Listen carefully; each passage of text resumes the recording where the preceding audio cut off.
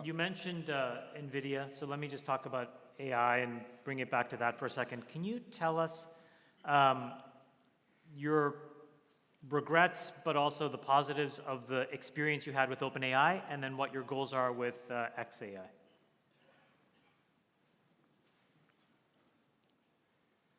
Well, the AI discussion is certainly a long one, or could be a long one.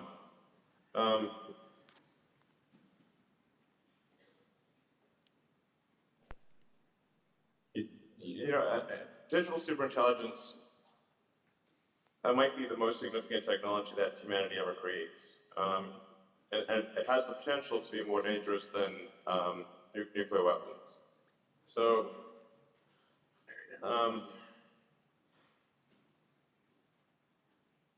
in the case of creating OpenAI, it was to have there not be a unipolar world where Google, with its subsidiary DeepMind, would control an overwhelming amount of AI talent and compute and resources, which then is somewhat dependent on basically how Larry Page and Sergey Brin and Eric Schmidt believe things should go, because between the three of them, or two out of three have control over Alphabet, because they've got super voting rights. And I was quite concerned based on some conversations I had with Larry Page, where he did call me a speciesist for being pro-humanity. And so I'm like, what side are you on, Larry? Not ours, it would seem. I think, and so I felt like uncomfortable having the entire future of digital superintelligence be in the hands of someone who called me a speciesist for being pro-humanity. How can it not be? So OpenAI was originally created as an open source nonprofit, and now is a closed form. It should be renamed Closed for Maximum Profit AI. It is closed, and they are aiming to, I think, try to make $100 billion. I think, according to Sam Altman, get $100 billion from somewhere for some vast amount of compute to create digital God.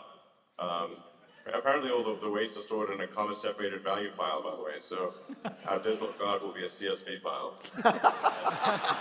How do we import it? File, import, God. See what happens. Anyway, so now OpenAI is somewhat is also very closely aligned with Microsoft. Microsoft is really the OpenAI servers are running in Azure and Microsoft data centers. So really, what you have is, I think, at the end of the day, Microsoft having more control than OpenAI. They have access to all the source code. They have access to all the weights of the GPT-4 and future versions. So they have all rights to this to the thing. It's not at any point really they could cut off OpenAI. I don't think OpenAI quite realizes the dependence on Microsoft. And even if Microsoft does break some contract, they'll just be tied up in litigation for years. So really, you've got a contest between kind of like Google and Microsoft. Google, as I mentioned, are concerned about,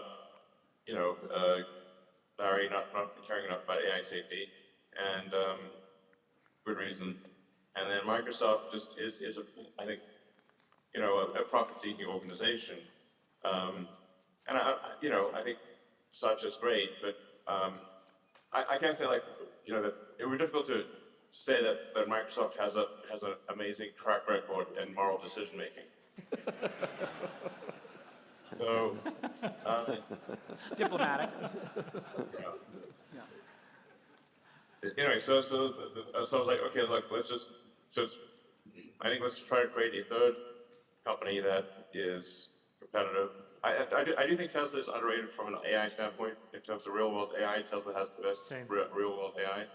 So, hopefully between XAI and Tesla, there's kind of a third contender for visual superintelligence. Would you look? You open source your patents at Tesla. You are very pro open source your source code at X. Would you ever considering releasing Dojo and FSD more as a platform substrate for everybody else, or that's sort of off the table right now? Well, I don't know that, in the case of say, Dojo or our inference hardware that's in the car, our inference computer, which is actually a lot more compute than Dojo, by the way. We've got, I don't know, somewhere in the order of 4 million cars that have high-speed AI inference computers in them. Like open sourcing chip designs doesn't mean you suddenly get that thing. Yeah.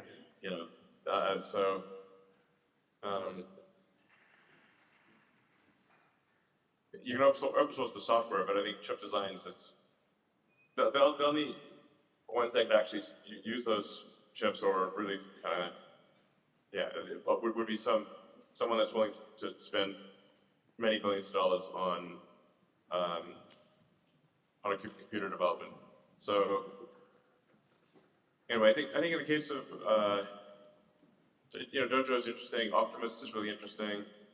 I think just in general, Tesla is one of the world's leading AI companies, and in some respects, the leading AI company when it comes to real-world AI, understanding the real world and actually reacting to that with self-driving.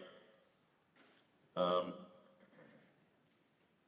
I think that will become part of the solution for AGI, or general superintelligence. So, in the case of Tesla, I think we've got a sort of a good governance structure in that there's no super voting rights or anything like that. So if I'm, go crazy, the shareholders of Tesla can vote me out. I have enough of a vote to be, I think, moderately influential, but not enough to stay in even if I'm doing crazy stuff. So I think that's actually good. Great. I'm told we have to wrap him at 5. Oh, okay.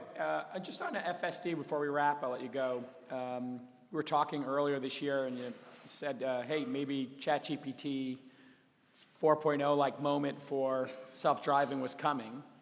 And I've been playing with the beta, and how close does it feel to you? Because some of the rides it's been doing for me are pretty darn impressive. The latest beta is pretty incredible. Yeah, it's pretty neat. I used to love it on the highways and on the streets. I'd be like, okay, but now I'm using it increasingly on the streets. So, how do you feel about it right now? And I guess you made a lot of predictions on it over the years, but it does feel like it's getting pretty close. Yeah, I think it's very close to, being in a situation where even if there's no human oversight or intervention, that the probability of a safe journey is higher with FSD and no supervision, like even if you're asleep in the car, than if the person is driving. We were very close to that. Those that have the FSD beta, which really anyone can get at this point. So the miles we see driven under the FSD beta currently are much safer than the miles that are driven without it.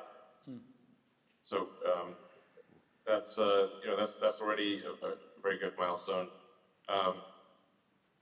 But you can just see that it's getting better and better. Like if you compare the FSD beta today versus 6 months ago versus a year ago versus 18 months ago, it's really, the improvement is dramatic. Yeah.